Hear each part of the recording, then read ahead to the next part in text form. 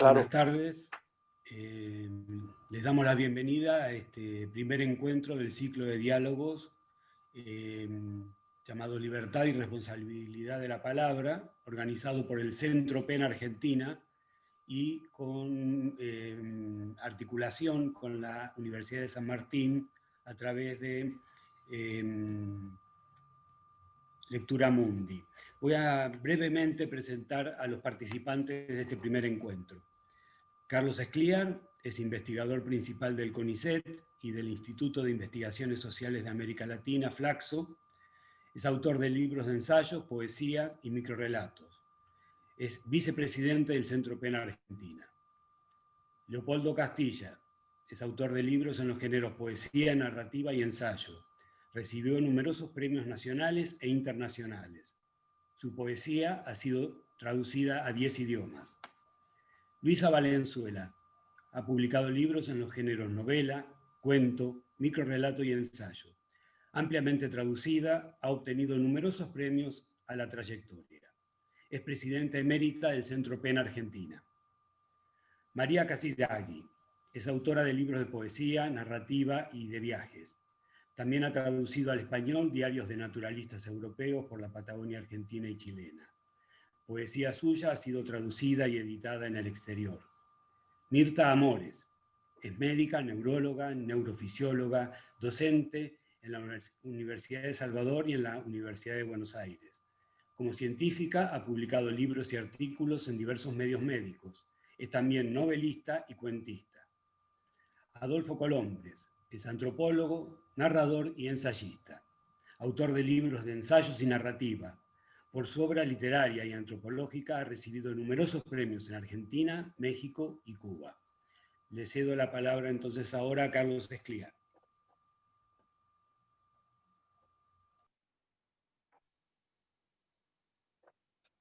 Muchas gracias, Gustavo. Muy buenas tardes a todas, a todos. Esperando de verdad que se encuentren bien, pese a la contingencia, y para dar inicio a este ciclo sobre la libertad y la responsabilidad de la palabra. Me toca inaugurarlo junto con mis compañeras y mis compañeros de este ciclo y quisiera ofrecerles un breve texto de presentación en el que espero se asocien a las personas que están escuchando y que dice así: tomar la palabra y los nombres que pronuncian esas palabras, y todavía más tomar aquellas palabras que parecen pisoteadas o ya demasiado banales, y tomar aquellos nombres que las han pronunciado y que por algún modo siempre doloroso no puedan tomarlas entre sus manos. Palabras como libertad o como responsabilidad que se han dejado de usar o se han dejado malversar, o simplemente que se ocultan tras los muros visibles del libre mercado. Como si las palabras solo valieran si fueran dichas por los mercaderes y por los consumidores, y cuando rehuyen de las garras de la compra-venta del lenguaje, son vistas como partículas de polvo de una destrucción ya acontecida hace tiempo. ¿Quiénes somos? ¿Qué somos? Poetas, ensayistas, narradores, periodistas, educadores, científicos. ¿A quiénes representamos? ¿Con cuáles palabras y en nombre de quiénes tomamos las palabras para hacer de ellas un pedido de cofradía, la concreción de otro tejido social y cultural que no imite las formas ya consagradas del maltrato, la desidia y la indiferencia? Esta época ha puesto de relieve y privilegiado un lenguaje urgente, que arroja la lengua y esconde su cuerpo, que intenta agradar o agredir, pero que no muestra ni las percepciones ni los pensamientos que le dieron sustento. Un lenguaje seco, rocoso, infectado de poder, en manos de quienes pretenden monopolizar el sentido de las palabras más preciadas y preciosas para la humanidad. Pero no solo se trata de quienes no coincidan con la apariencia de este mundo acelerado y autodestructivo, sino sobre todo de quienes se plantan para dar cuenta de todo aquello que la humanidad perdería si nos entregásemos sin más a las lógicas dominantes de la desigualdad entre los prójimos y al abandono de la libertad y la responsabilidad por las palabras. Se trata de recuperar el lenguaje, sí, y de no dejar que las palabras caigan al suelo, derrotadas por el abuso del poder, que solo lo convierte en un estallido de aullidos. Un lenguaje sin encubrimiento ni recubrimiento. Un lenguaje que enuncie, que denuncie, que no renuncie. Arrogarse el lenguaje como propiedad privada es el primer signo de una disputa que debería encauzarse hacia la comprensión del lenguaje como un bien común, como un hilo tenue que nos hace y deshace, que recorre todas nuestras vidas, pero que no ofenda, sino que ofrenda, que no separe, sino que reúna, y que no desprecie, sino que aprecia. En vez del juzgamiento, la voluntad de una apreciación ética y estética. En ello se nos va la vida y en ello se nos va el lenguaje. Lo que deseamos es que la libre expresión sea libre y sea expresión. Lo que deseamos es que cualquiera pueda tomar la palabra y hacer de ella el sostén de su biografía y el entramado de lo común. Una palabra que dure, porque el lenguaje es lo que nos queda para ser comunidad delante del avasallamiento y la humillación.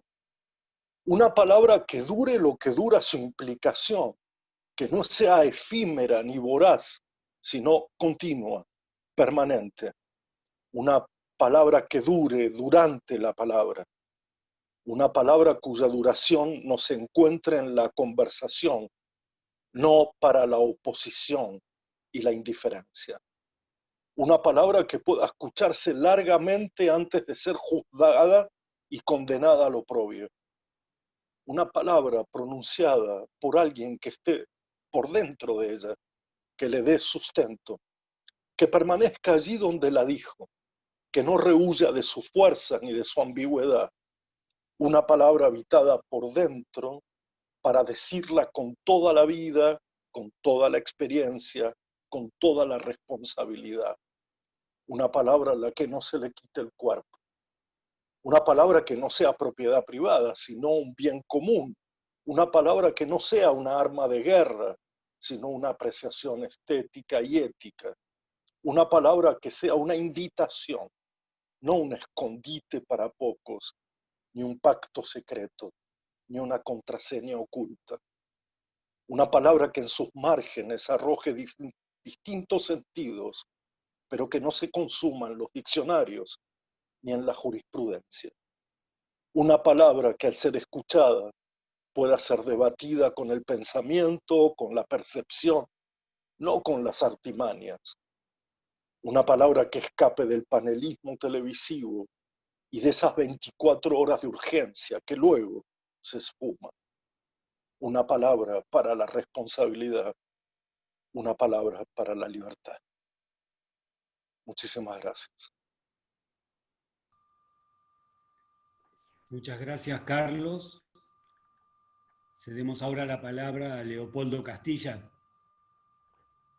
Buenas tardes, es una alegría poder estar con todos ustedes, con panelistas tan destacados y con esta cantidad de amigos, que creo que son más de 700 que nos están escuchando. Quiero empezar contando que esta iniciativa se debe a nuestra gran novelista Luisa Valenzuela. El PEN Argentina, con la colaboración de la Universidad Nacional de San Martín, ha organizado este ciclo en el que destacados creadores intelectuales nos hablarán acerca de la libertad y responsabilidad de la palabra. Este tema, de gran importancia en todas las épocas, exige ahora y más que nunca una urgente revisión crítica y esclarecedora. Su salvaguarda es también vertebral en el accionar del PEN, ya que esta institución ha centrado su acción en la defensa de la libertad de expresión y de los derechos humanos de los escritores de todo el mundo. Los diálogos tendrán lugar en el mes de septiembre sobre esta materia y su particular incidencia en las siguientes disciplinas: educación, Yvonne Bordelois y Rafael Toris; lectura, Silvia Hoppenheim y Carlos Escliar; y periodismo, Nora Beiras y Vicente Muleiro. El ciclo continuará hasta la primera semana de diciembre con otros ítems y otros exponentes. No me referiré al asunto que nos ocupa solo desde mi experiencia como escritor, sino también como uno más de los tantos ciudadanos desconcertados, cuando no agredidos, por las imposturas y falsificaciones a las que es sometido permanentemente el lenguaje en la sociedad contemporánea. La palabra, como sabemos, nace investida de un carácter sagrado, situada en la desembocadura del caos a medida que lo nombra, ordena el universo, y eso incluye a la figura de un supuesto creador. También le ordena al hombre desde su origen la desencadenada creación que le toca habitar. Al designar, individualiza y fragmenta el caos, y de ese modo lo civiliza. Al nombrar, anima lo desconocido, lo separa y lo incorpora al mundo, lo dota de realidad y simultáneamente de un destino.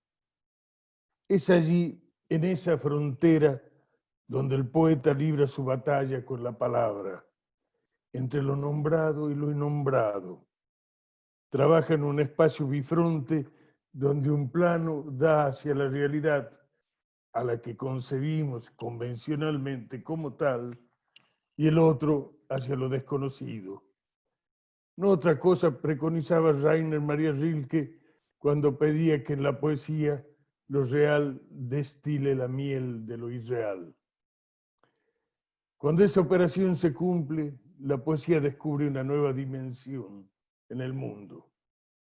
Y en esa operación no siempre actúa su voluntad, sino también la voluntad de la palabra misma.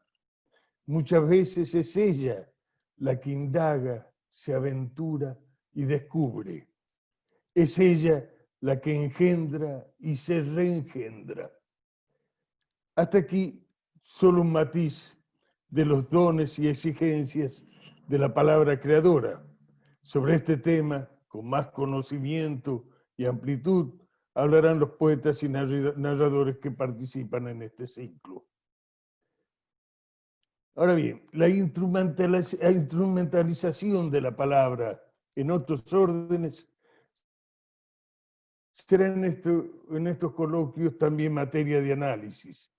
Y esperamos que esta propuesta no solo abra, sino también propague una revisión urgente de la malversación del lenguaje y de sus catastróficos efectos en la sociedad contemporánea.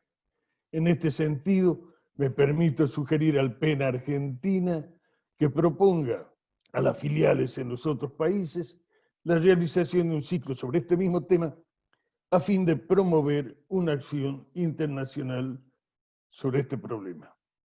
Pero volvamos a las cuestiones que hacen a su incidencia en la sociedad, comenzando por los tres poderes: el religioso, el militar y el político.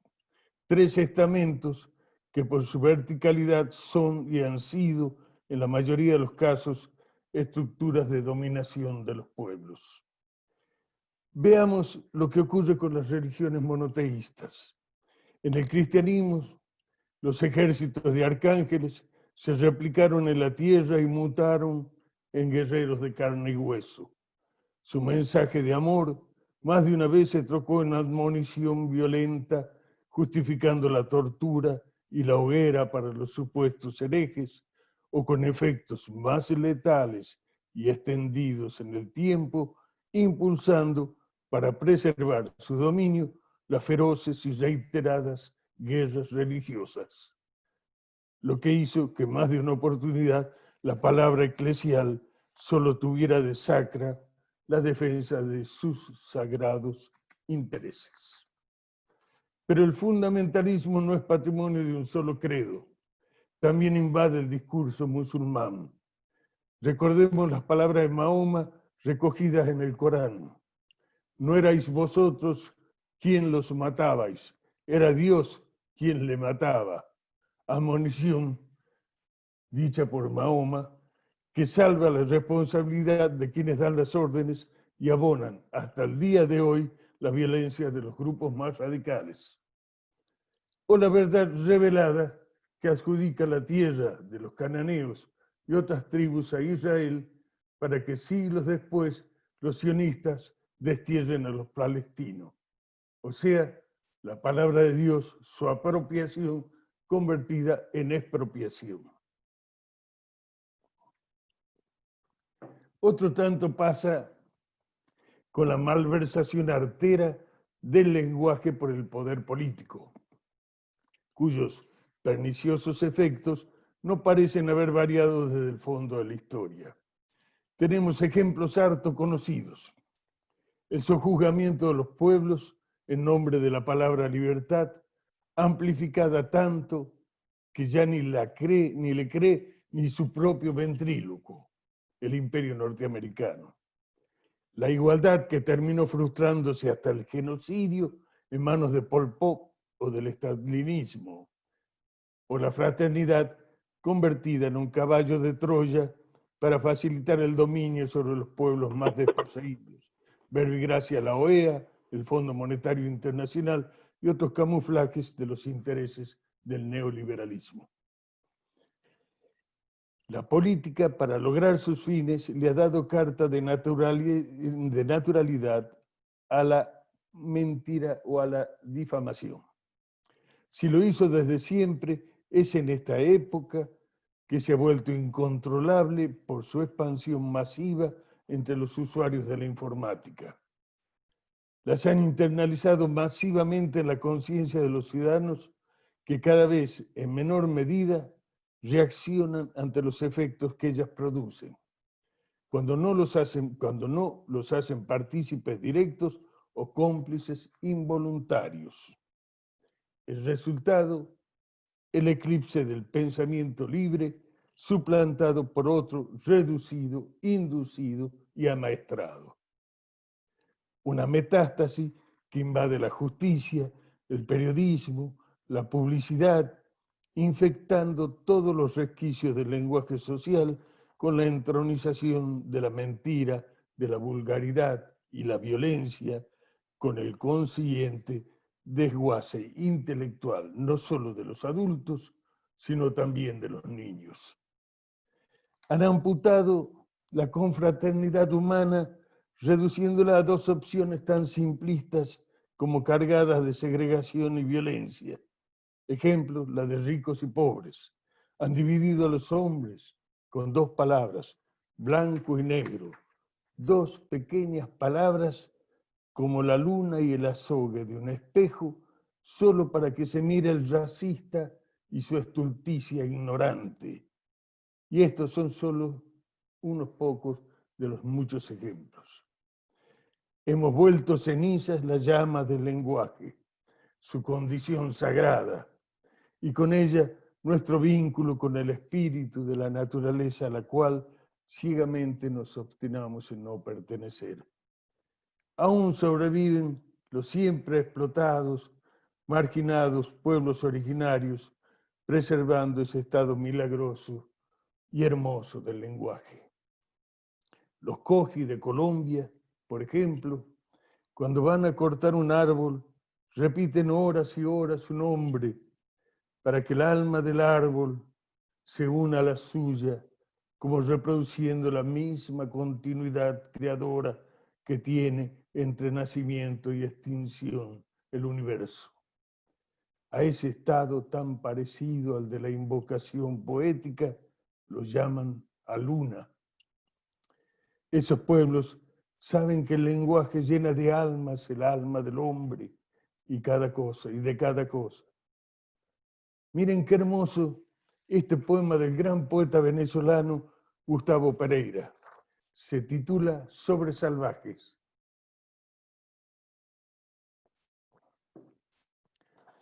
Los pemones de la gran sabana llaman al rocío Chiriqué Yetacú, que significa saliva de las estrellas. A las lágrimas, Enú Parupué, que quiere decir guarapo de los ojos. Y al corazón, Yeguán Enapué, semilla del vientre. Los guaraos del delta del Orinoco dicen Mejocoji, el sol del pecho, para nombrar al alma. Para decir amigo, dicen Bajo Caraiza, mi otro corazón. Y para decir olvidar, dicen Emonoquitane, que quiere decir perdonar. Los muy tontos no saben lo que dicen. Para decir tierra, dicen madre. Para decir madre, dicen ternura. Para decir ternura, dicen entrega. Tienen tal confusión de sentimientos que con toda razón las buenas gentes que somos les llamamos salvajes. Quienes viven en un contacto directo y libre con la naturaleza, como ocurre con estas comunidades, conocen la lengua de los pájaros, de los árboles, de los otros animales. Saben cuándo sufren, cuándo están alegres y hasta saben cómo anuncian su muerte. Como si el lenguaje fuera una melodía universal, una música donde cada ser tiene un acorde y el conjunto da en una armonía que nos comprende a todos y que nosotros nos empeñamos en desoír. Yo he visto en el Amazonas al yapijí, que canta con el canto de todos los otros pájaros. He visto cómo los chalchaleros, como llamamos en Salta a los zorzales, modificaban su canto cuando el Cuchi Leguizamón, hombre que sí sabía de esto, le silbaba para afinarlos, como él decía. Supe también que si uno propaga el sonido de una nota musical dentro del océano, las orcas lo reconocen y lo reproducen inmediatamente. Y ahora se supo que, por unas características especiales de su cerebro, el loro no solo imita, sino que puede hablar. Y que los árboles se comunican entre sí. Y algo que sabíamos desde siempre, que si uno está triste, le contagia su pena a las plantas. Y si les habla cariñosamente, ellas rejuvenecen. Y así sigue la lista de casos parecidos. Me dirán ustedes que estas menciones no vienen a cuenta con lo que estamos tratando. Yo me atrevo a aventurar que sí, porque creo que hay algo en ellas que hemos perdido, algo que hilvana el sentido y la emoción de esas criaturas, uniéndolas en plenitud, mientras nuestro lenguaje tiende a separarnos. Nos descarnamos de los otros y a medida que vamos siendo más codificados, convirtiéndonos en cifras solitarias, nos volvemos más desconocidos. Sobre el venero de esos pueblos, también debemos realimentarnos para que la palabra nos renombre y nos reintegre a la armonía del mundo. Y para ello es necesario activar cada uno desde su lugar y en su medio una acción que contrarreste los efectos de esta agresión, que les restituya a las generaciones venideras la nobleza del lenguaje. Posiblemente esa recuperación sea una utopía, dada la velocidad con que la lengua se difunde y modifica. Más aún, cuando esa metamorfosis es diseñada y manipulada, ya sea desde los medios de comunicación o en laboratorios cuya función es dirigir y automatizar la conciencia de la gente. Las fake news, las posverdades, son algunos de sus productos de última generación. En algo pueden contribuir tanto los creadores como las instituciones culturales denunciando esta situación. Pero sobre todo es perentorio que se lo haga desde la educación, en las escuelas, en los colegios, incluyendo en la enseñanza las advertencias necesarias para que el niño o el joven estudiante, la niña o la joven estudiante puedan reconocer estas maniobras y rechazarlas. La palabra que nos fue fundando el mundo, la palabra que estuvo antes y quién sabe si no permanecerá después de nosotros. Eso quieren creer estos versos míos, escritos hace ya tiempo, pensando qué será de las palabras cuando el hombre haya desaparecido.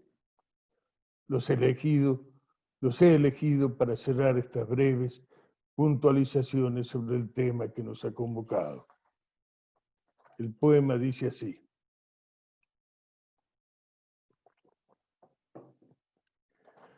¿quién dirá guaira y vendrá el hermano? ¿Quién llamará al padre a su luciérnaga sola entre los muertos?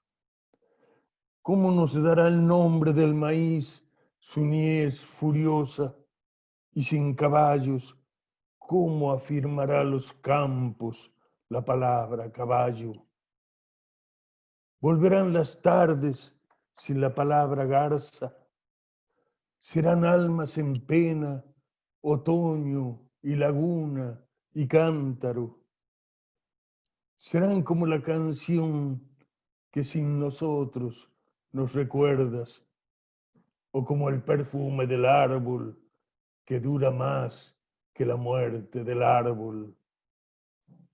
El adiós las vuelve en sí, no se irán nunca, menos una que no era de este mundo, la palabra luna, que hace mucho volvió a la luna. Muchas gracias. Muchas gracias, Leopoldo. Invitamos ahora a la primera participante de la Comisión de Libertad y Responsabilidad de la Palabra, Luisa Valenzuela. Muchísimas gracias, Gustavo de Rocía, por la presentación. Y qué emoción empezar este ciclo de diálogos con tan magníficas exposiciones, tan magníficas palabras, tan enriquecedoras. Muchas gracias, Carlos Escliar y Leopoldo Castilla. Leopoldo, el querido Teuco, que cuando lo invité a formar parte del incipiente Comité por la Libertad y la Responsabilidad de la Palabra, casi de inmediato insistió, junto con María Casiraghi, en la necesidad de encuentros virtuales que hoy inauguramos. Poner en acto el lema del Centro PEN Argentina nos resultó acuciante y absolutamente necesario. El problema de la posverdad y de las falsas noticias viene de lejos, pero hoy está cobrando un vuelo que puede llegar a ser letal. Ya en 2014, cuando el antiguo y prestigioso PEN Club argentino, en connivencia con PEN Internacional, pasó a ser un centro con funciones de observatorio, al lema general por la libertad de la palabra le agregamos el término responsabilidad. Si atendiendo a William Burroughs, el lenguaje es un virus del espacio interior, debemos agregar siempre y estar siempre atentos a su capacidad de contagio. En reglas generales, se trata de un contagio positivo, como ya acabamos de ver, un contagio que nos abre a la comunicación, la empatía, la solidaridad, la capacidad de crear. Pero en ciertas nefastas situaciones que conocemos bien, el lenguaje puede convertirse en el más letal de los virus. Ya sabemos del poder devastador del SARS-CoV-2 y somos sus rehenes. No seamos rehenes de un discurso ajeno que manipula conciencias en beneficio de los propios intereses espurios y que intenta y muchas veces logra plantarnos palabras cargadas de odio, de desprecio, de rechazo, obnubilando así nuestra capacidad de reflexión y de decisión. Por lo tanto, y aún más que la palabra, se impone la libertad con responsabilidad, porque son inseparables la una de la otra. Bien lo señala el diccionario de la RAE. Libertad, facultad y derecho de las personas para elegir de manera responsable su propia forma de actuar dentro de una sociedad, de manera responsable, lo recalco. Y en el nuevo diccionario panhispánico de español jurídico, también de la RAE, detalla: libertad, facultad y derecho de hacer todo aquello que las leyes no prohíben y que no perjudique a los demás. Creo que es un poco el sentido que le queremos dar a todo este ciclo, ¿no? La responsabilidad, por su parte, es definida como la capacidad existente en todo sujeto activo de derecho para reconocer y aceptar las consecuencias de un hecho realizado libremente. Aceptar y reconocer las consecuencias. Eso lo dijo Rousseau en su momento y se sigue repitiendo sin que muchos, creyéndose superados, le presten atención. La libertad de uno termina donde empieza la libertad del otro. El ciclo de diálogos que presentamos hoy tiene, además de concientizadora, una función celebratoria por los 90 años que cumplen en este 2020 el PEN de nuestro país. Y dado que el siglo continuará el año entrante con disciplinas tan ineludibles como la narrativa, la ciencia, el humor, la antropología, las diversidades, no necesariamente en este orden, celebraremos en 2021 los 100 años de PEN Internacional, del Gran PEN, poetas, ensayistas, novelistas, el entonces entrañable club creado en Londres por una poeta, Catherine Dawson Scott, con el fin de reunir y apoyar a escritores y escritoras que habían perdido el norte y estaban medio desamparados después de la Gran Guerra. Agradezco ahora la presencia del muy nutrido público virtual que tenemos y agradezco la presencia de todo el comité por la solidaridad y la responsabilidad de la palabra que está exponiendo hoy. Y le doy la palabra, le paso la palabra al resto del comité, y ahora será María Casiraghi quien va a hablar, y retomando la idea de Teuco, propongo a PEN Internacional que tenga un comité por la libertad y la solidaridad de la palabra. Así que muchas gracias.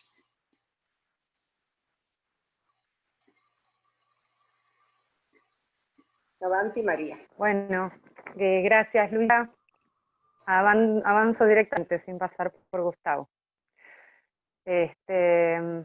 Bueno, estoy muy contenta de que hemos podido concretar. Fue así, bueno, como dijo Luisa, lo armamos y no hace mucho estábamos pensando y se concretó mucho más rápido de lo que pensábamos y con mucha esperanza, porque la gente que se ha inscrito nos alienta, y también las personas que dialogan de acá en más hasta fin de año, seres todos muy valiosos. Bueno, voy a leerles un texto breve que también en relación a lo que hago, que es escribir poesía, narrativa sobre todo, y como habíamos pensado cada uno hablar un poquito de este lugar, muy breve porque en algún momento expandiré en otro momento. Bueno, es posible que las palabras tengan tanto poder como para destruir pueblos, naciones y sueños. Pensemos en las injurias que en el pasado se hicieron sobre nuestros próceres. Pongamos como ejemplo a Simón Bolívar, como una palabra, dictador, suplantando otra palabra, libertador, pudo truncar sus proyectos en vida y cambiar el rumbo de la historia. Entendemos que no existen las verdades absolutas, vivimos en un mundo de relatividades y gracias a esta comprensión nos hemos hecho más tolerantes hacia el otro. Pero hay hechos concretos que no se sujetan a esta ley.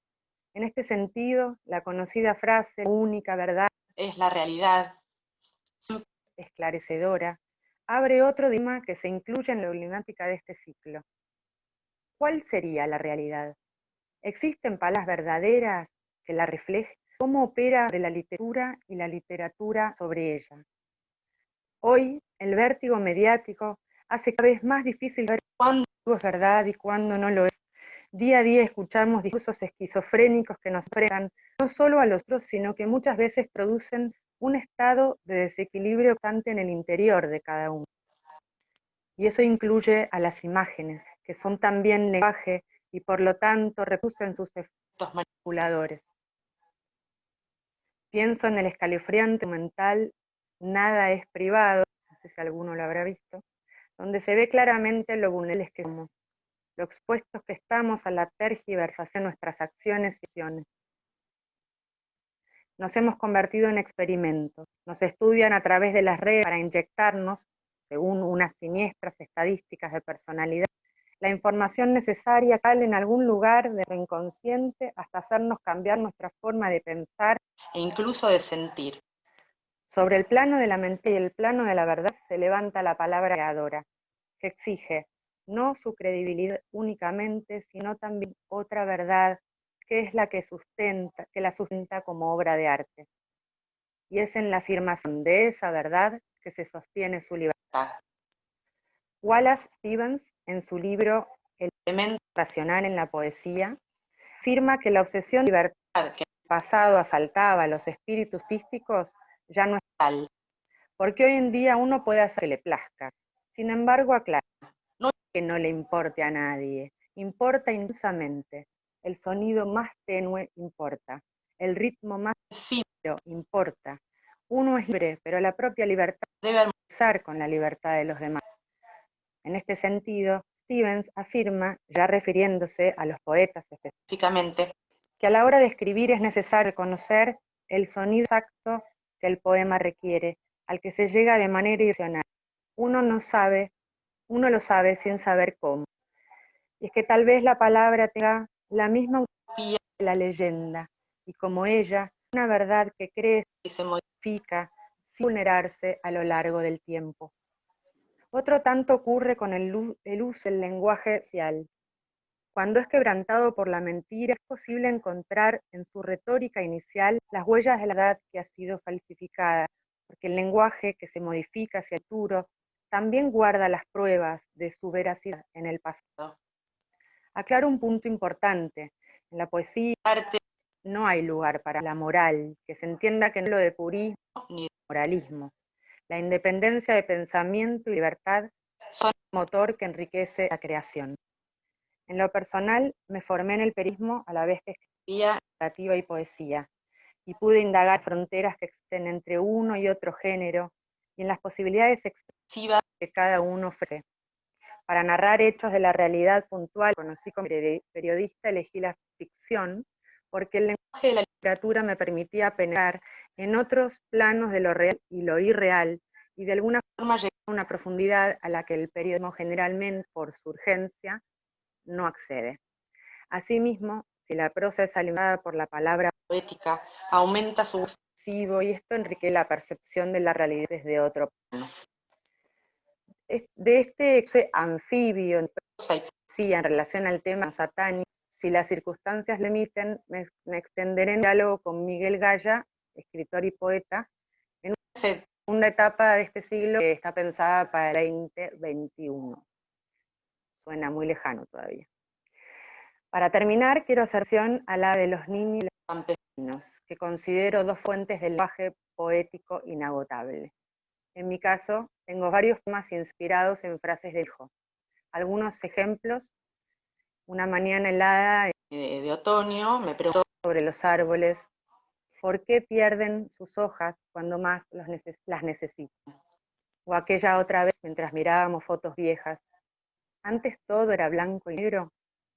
O esta otra pregunta más filosófica, si Dios creó el mundo, ¿quién creó a Dios?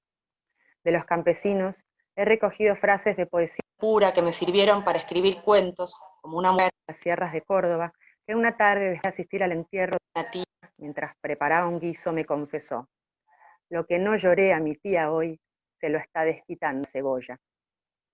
Gente silenciosa en un diálogo profundo con sus raíces. Recuerdo una descendiente de tehuelches que me contó cómo emborraba a su abuelo para poder aprender su lengua natal, ya que solo en ese estado soltaba las palabras que estaban vedadas dentro de la familia con el fin de salvarse de la marginación social. Este relato demostraba una vez más el gran poder de las palabras y cómo el uso de unas o de otras podía determinar una existencia. Los mapuches tienen una larga tradición ceremonial en torno al uso de la palabra.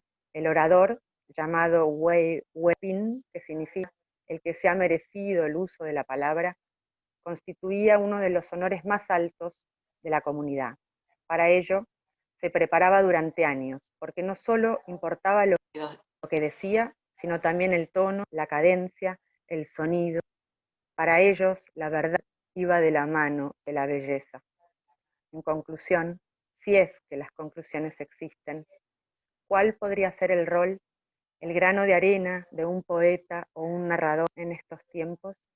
¿Cómo ser libre y responsable a la hora de escribir un poema, un cuento, una novela? Tal vez aprendiendo a ser hueupine. Quizás no solo debamos hacer uso de la palabra, sino también merecer el uso de la palabra. Gracias. Gracias, María. Invitamos ahora a Mirta Amores.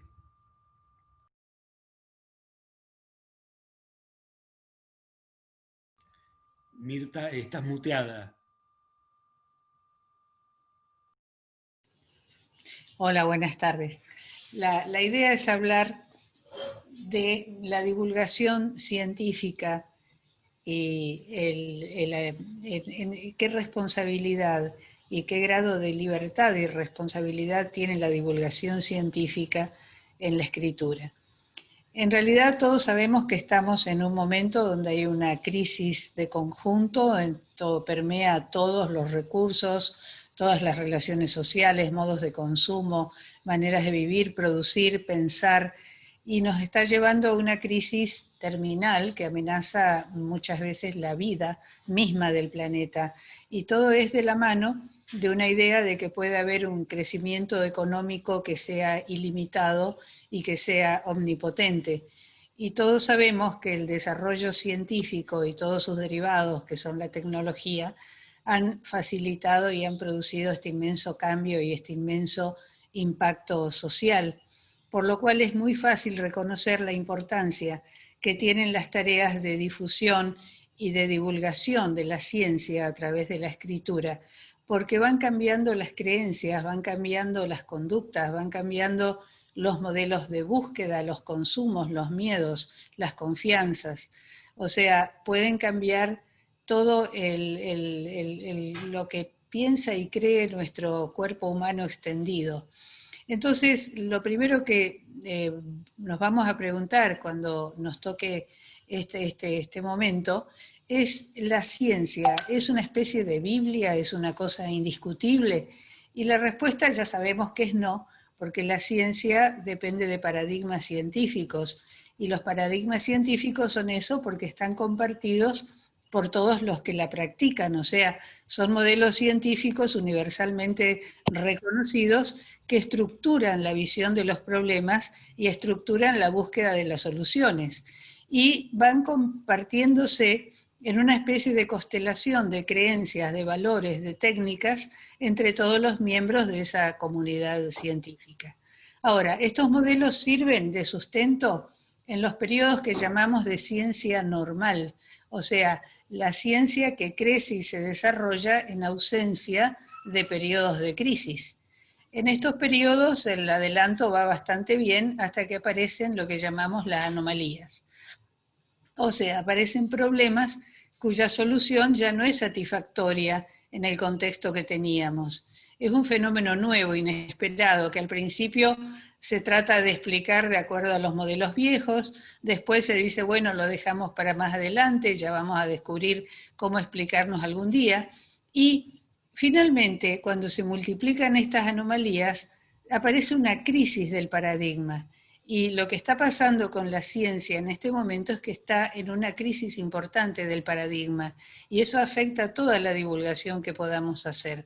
Porque los gestálticos, cuando hablaron de cómo se percibe una cosa u otra, yo no sé si recuerdan un dibujo de la gestal que era muy interesante, que era, si lo mirabas de una manera, era un pato, y si lo mirabas de otra manera, era un conejito. ¿Sí? Predominaba la misión para la izquierda o la derecha.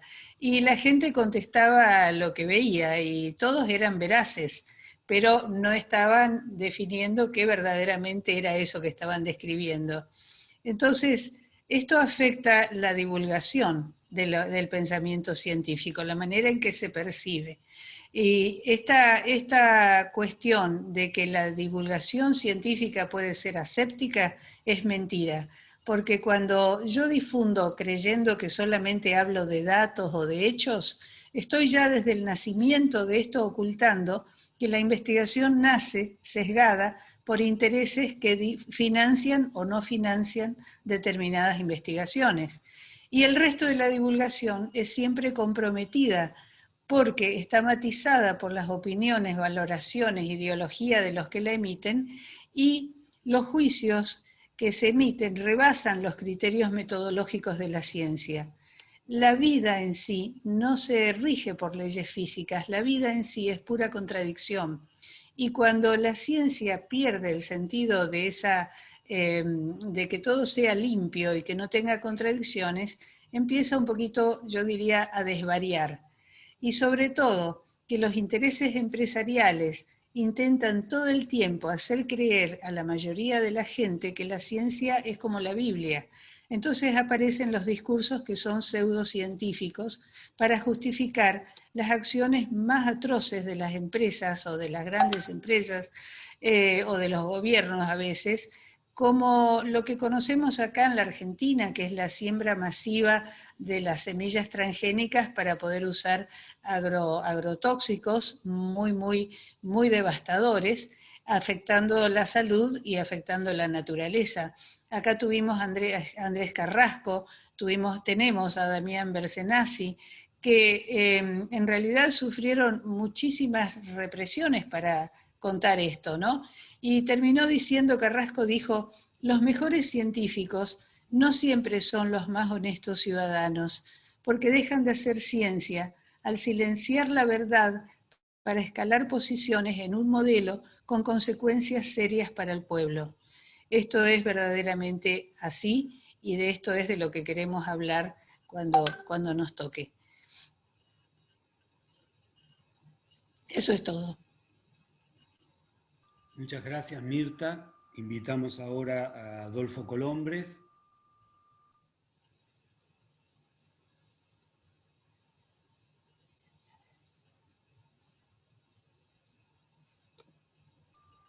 Estás en modo silenciado, Adolfo. Está bien, ¿no? Sí. No, que Franco me pidió que trajera algo escrito para no divagar y quedarme en la mitad. ¿No? Y como sé que hay pocos minutos, entonces voy a leer un pequeño texto y después quiero también leer unos tres o cuatro frases hechas por los indígenas guaraní que tienen que ver con la palabra, porque los guaraní son la cultura de la palabra más importante que hay en América, ¿no? De América indígena, así como se puede ser que los Dogon, a los que Luisa visitó en algún momento, ¿no? Son también en relación al África, ¿no? Lo que tienen una posición más compleja sobre la palabra. Una antropóloga que se llama Genevieve Calambriol, ¿no? Es un libro como de 800 páginas, nada más que para hablar de la concepción del lenguaje de este pueblo, de los Dogon, ¿no? Entonces, por eso quería leer algo sobre los guaraní y algo también más en general sobre la palabra, ¿no? Dice, en un principio su sabe era el verbo, es decir, la palabra que ilumina la sombra, rotando como un manantial inteligente. En la gran noche primordial irrumpe la palabra en la boca de los dioses, lo que sin ella no podrían haber creado el mundo, ¿no? ni a los hombres. Es el viento de la palabra con su tono imperativo el que engendra el universo. Entre la palabra pronunciada y el acto no podía haber en esos luminosos orígenes, ¿no?, a los que se remonta el mito, distancia alguna. Para los tupí guaraní, ¿no?, el ser y el lenguaje son una misma cosa, ¿no? La misma palabra tupí significa sonido de pie, y este pueblo considera al ser un sonido, ¿no?, un tono de una gran música, de una gran música cósmica, ¿no?, regida por Ñamandú Rubete, el supremo espíritu creador, llamado también el Tupá, ¿no?, que significa el sonido que se expande, ¿no?, y que fue asociado al trueno que precede a la lluvia, ¿no?, a las lluvias fecundantes, y también sería el estallido igualmente fecundante de la palabra, ¿no? No existe algo anterior a la palabra, sino cual esta, existe algo anterior a la palabra, sin la cual esta resulta indispensable. La misma voz que la sustenta, ¿no? La voz transportó a la palabra como un carro sagrado hasta que la escritura la decretó prescindible al fundar un lenguaje sin voz, ¿no?, privado de una gran cantidad de elementos semánticos, ¿no?, que no solo eran usados como recurso del éxtasis desde un plano estético, sino también como criterios de verdad poco falibles. Es que la voz, en tanto sonido, no puede dejar de registrar la estructura interna del cuerpo que la produce, ¿no? Al pujar esta transmutación, ¿no?, conviene tener en cuenta que la aventura humana no se funda en la escritura, que es un mero artificio exaltado por la civilización occidental, la más grafocéntrica de todas, ¿no? Es decir, sino en la palabra, que es fuego nombrador, ¿eh?, poder generador y también es poder generador y normativo. La función normativa de la palabra también casi todos los pueblos la reconocen, ¿no?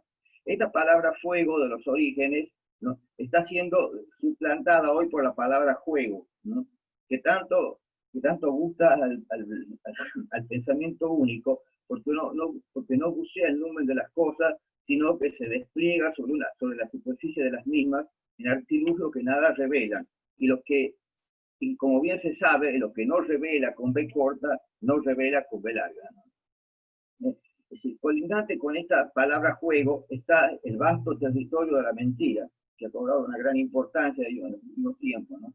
Esa palabra que no se parece a la palabra, según los africanos, y que corresponde a la inmadurez, la vacuidad, la insensatez y la incuria, ¿no? El poeta no es allí un prestidigitador, sino un hechicero que busca el secreto de las hondas comunicaciones, de los grandes incendios.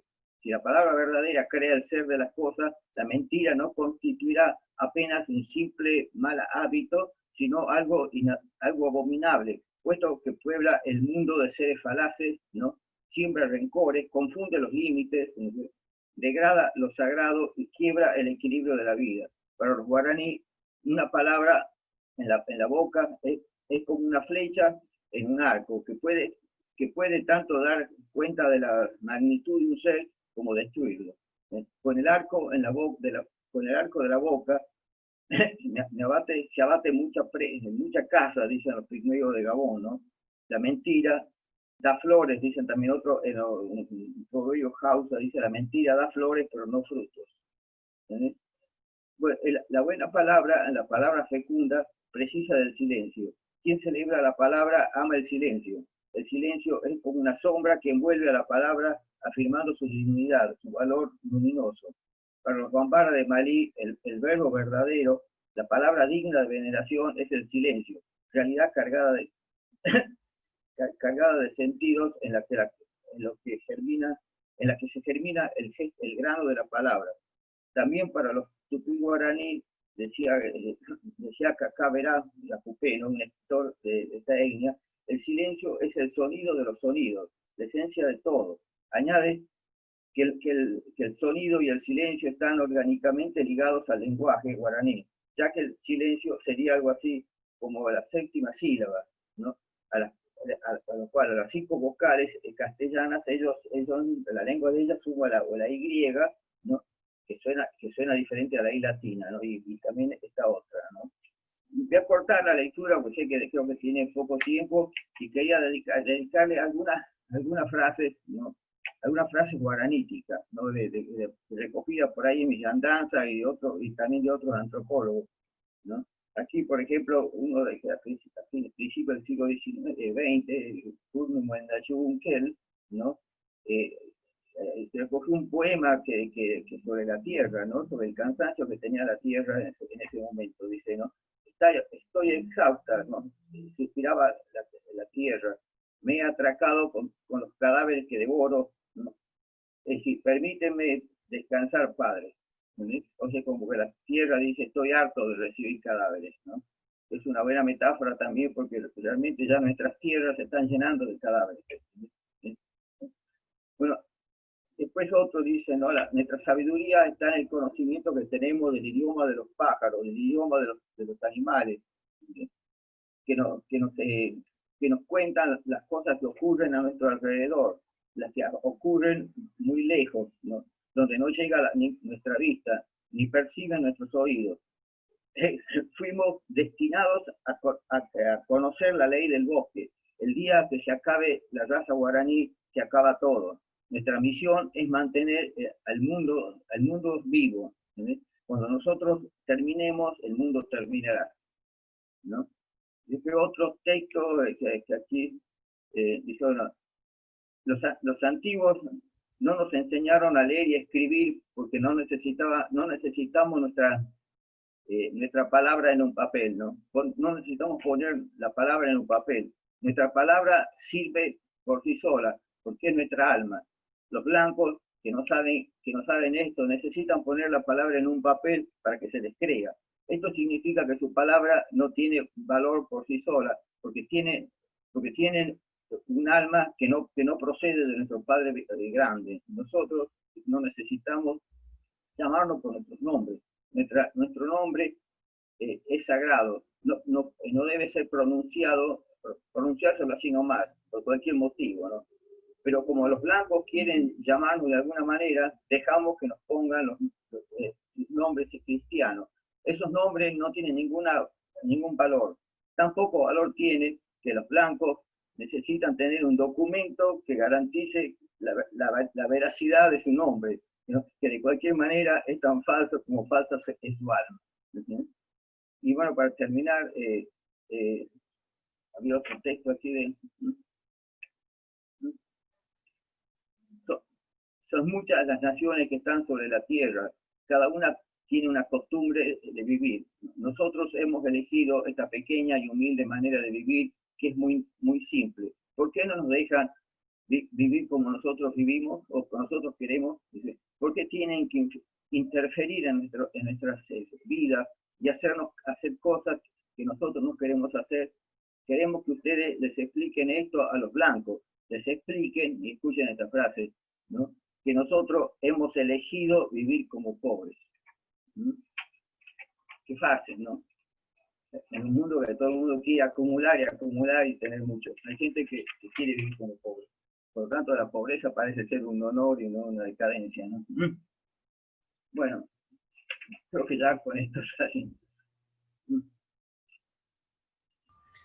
Muchas gracias, Adolfo. Bueno, no sé si Luisa o María o ambas quieren decir unas palabras finales.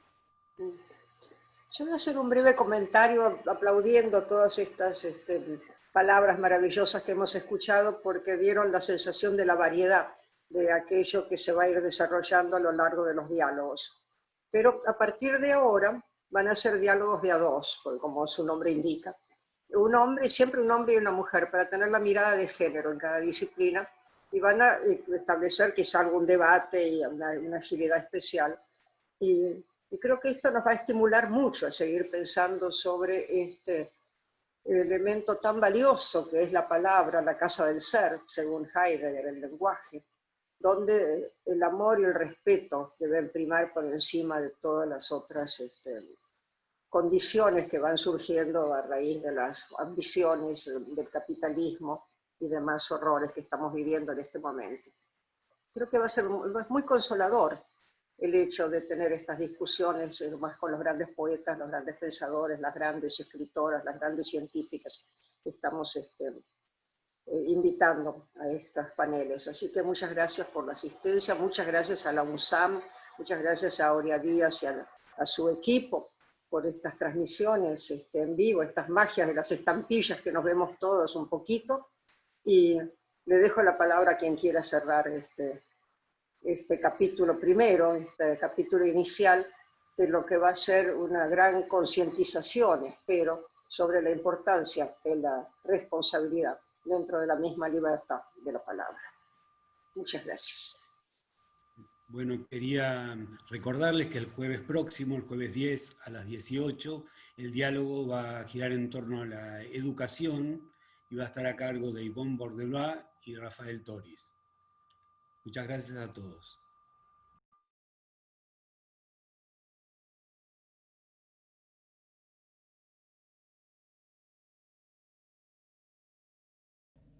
Como veo que nadie quiere irse, anuncio los otros diálogos. Vendrá después, este del jueves próximo va a ser a las 18 como es nuestro horario habitual. Pero el otro jueves, que va a ser el jueves 17, va a ser a las 15 por un tema de necesidad del Zoom en otro momento, y van a ser justamente Carlos Esclier, que habló tan bellamente hoy, junto con Silvia Hoppenheim, dos grandes expertos de la lectura. Nos van a hablar de la responsabilidad y la libertad de la palabra en la lectura, y todo eso que la lectura puede darnos. Después va a venir periodismo, que es el tema más candente de todos, yo creo, con Nora Beiras y Vicente Muleiro.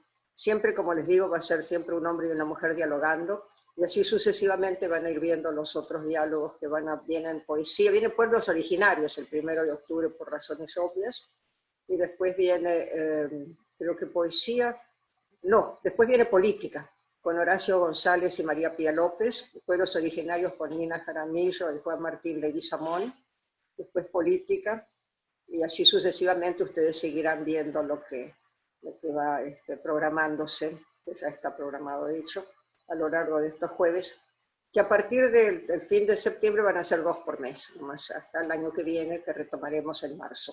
Esperamos que siga así el éxito, que empiece el éxito de los diálogos y tengamos toda la concurrencia que hemos tenido hoy tan maravillosa. Muchas gracias.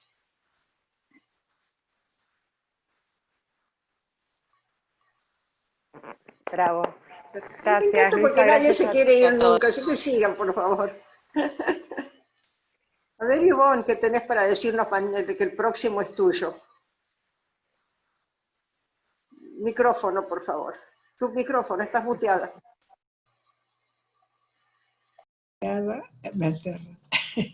Nada, que he quedado muy impresionada y me voy a poner a estudiar ya, porque para estar a la altura de los colegas que han estado hablando hoy, me ha parecido todo de un gran nivel, así que lo voy a tomar en serio, la responsabilidad y la libertad de nuestro diálogo con Rafael.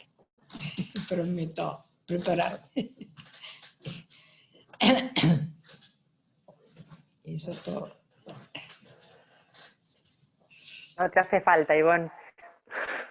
Luisa, una cosa que está por ahí aclarar, que la gente está pidiendo textos y preguntas, está en el video, quizás hablar de esto que no sé si finalmente va a editar en algún momento o se piensa... ¿De qué, Los videos perdón? creo que se van a poder ver desde la página de Sí. ¿no? En YouTube, van a estar los videos en YouTube después, ya para siempre. ¿Eso es lo que preguntabas? Los textos no se sabe, ¿no? Si se va a No, hacer los textos algo no, por escrito. ahora no tenemos ningún plan por el momento. Porque ahí mandaron varios mensajes. No, los textos, sería divino. Sobre todo a mí me interesaba mucho, así que tiro la la idea, a ver quién nos apoya, porque PEN es una fundación, ni siquiera una fundación, una asociación sin fines de lucro, y tan sin fines de lucro que nunca tenemos un centavo. Pero la idea de tener esto publicado para los 100 años de PEN Internacional sería un verdadero regalo para ellos, que es lo que están produciendo otros centros PEN, así que cada uno va inventando sus propias ideas, y me parece que esta idea de la responsabilidad y la libertad de la palabra es crucial en estos momentos, así que nos gustaría poder armar el libro eventualmente.